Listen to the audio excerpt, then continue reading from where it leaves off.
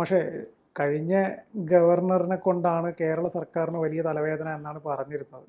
Arif Muhammad Khan governor ഒന്ന് പറയുന്നു, സർക്കാർ വേറൊന്ന് പറയുന്നു. അടി പിന്നെ കുറേ പിള്ളേർ തെരുവിലിറങ്ങുന്നു, ഗവർണറെ തടയുന്നു, ഗവർണർ നടു റോട്ടിൽ നിൽക്കുന്നു, വാഹനം തടയുന്നു, മൊത്തം പ്രശ്നം. പുതിയ ഗവർണർ വന്നു, ഹണിമൂൺ കാലാവധി കഴിഞ്ഞു, രണ്ടുപേരും തമ്മിൽ വീണ്ടും തുടങ്ങി. ഈ ഗവർണർ സർക്കാർ പോര് അങ്ങനെയൊന്നും അവസാനിക്കും തോന്നുന്നില്ല അല്ലേ? ഇപ്പോൾ സിൻഡിക്കേറ്റ് വിഷയം വന്നു. എന്താ മാഷ ഇതിനകത്ത് യഥാർത്ഥത്തിൽ എന്താ പ്രശ്നം ശരിക്കും? അല്ല, ഇത് അങ്ങനെ എളുപ്പം തീരുന്നൊരു പ്രശ്നമല്ല. കേന്ദ്ര ഭരണം ഓരോ സംസ്ഥാനത്തേക്കും ഓരോ ഗവർണർ അവരെ അയക്കുന്ന സമയത്ത് അവർക്ക് ചില രാഷ്ട്രീയ ലക്ഷ്യങ്ങളുണ്ട്. അതെ, ആ രാഷ്ട്രീയ ലക്ഷ്യങ്ങൾ കൃത്യമായിട്ട് നടപ്പിലാക്കാനായിട്ടുള്ള സൗകര്യമാണ് അവരെ അന്വേഷിക്കുന്നത്. കേരളത്തിൽ ആർലേക്കർ വരുന്നു. ആർലേക്കർ RSS ആണ്, RSS നേതാവാണ്. കറകളഞ്ഞ RSS. അദ്ദേഹത്തിന് ഒറ്റ ലക്ഷ്യമേ ഉള്ളൂ, ഭരണമെന്ന് അദ്ദേഹത്തിനൊരു പ്രശ്നമല്ല.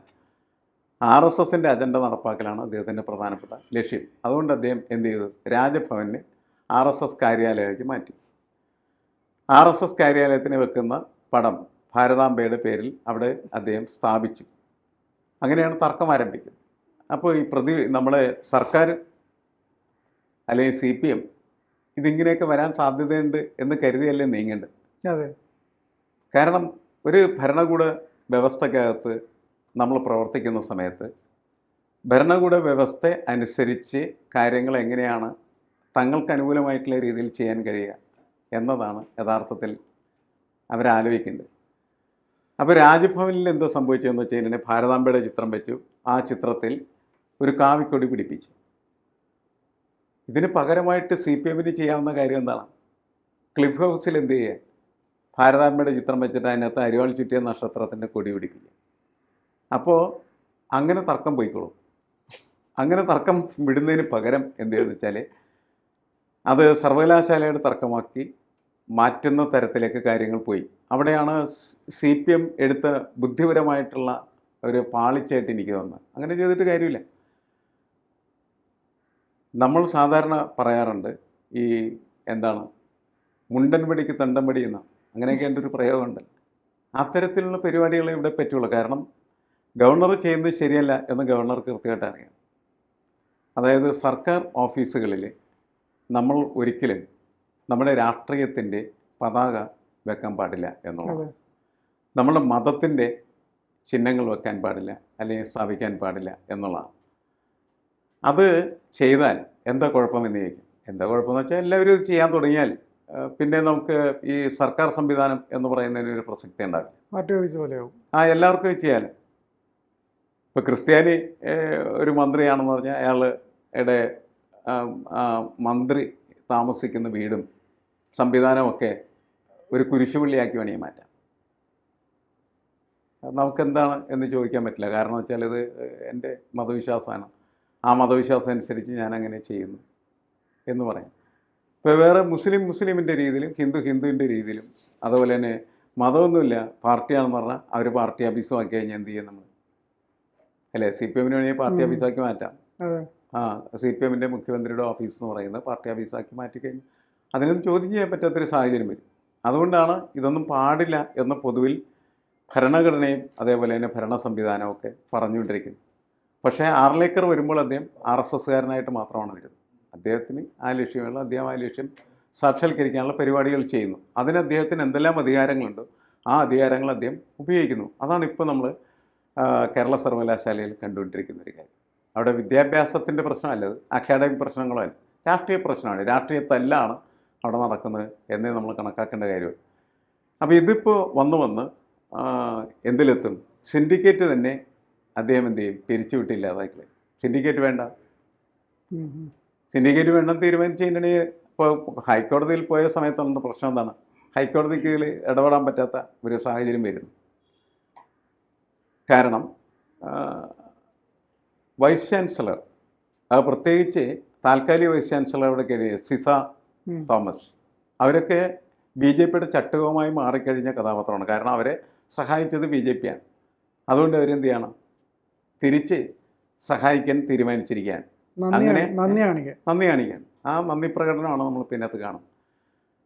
അവരെന്ത് ചെയ്യുമെന്ന് വെച്ചാൽ യഥാർത്ഥത്തിൽ ഈ രജിസ്ട്രാർ നടത്തിയ പരിപാടി എന്ന് പറയുന്നത് അതൊരു മതപരമായിട്ടുള്ള ചടങ്ങായിരുന്നു എന്നൊക്കെ പറഞ്ഞിട്ട് എന്ത് ചെയ്തു, അതങ്ങ് പിരിച്ചുവിട്ടു, റദ്ദ് ചെയ്തു പ്രോഗ്രാം അല്ലേ? അത് റദ്ദ് ചെയ്തു.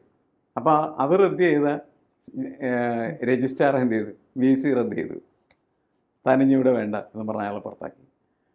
അസിസ്റ്റൻറ്റ് രജിസ്ട്രാറെ പുറത്താക്കിയിരുന്നു. അങ്ങനെ എല്ലാവരും പുറത്താക്കുന്ന സ്ഥിതിയിലേക്ക് ആര് പ്രവർത്തിച്ചുകൊണ്ടിരിക്കുകയാണ്? VC. താൽക്കാലിക VC പ്രവർത്തിച്ചുകൊണ്ടിരിക്കുകയാണ്. ഈ താൽക്കാലിക VCകൾക്കൊക്കെ എന്തെല്ലാം അധികാരമുണ്ടോ എന്നുള്ളതും വലിയ പ്രശ്നമാണ്.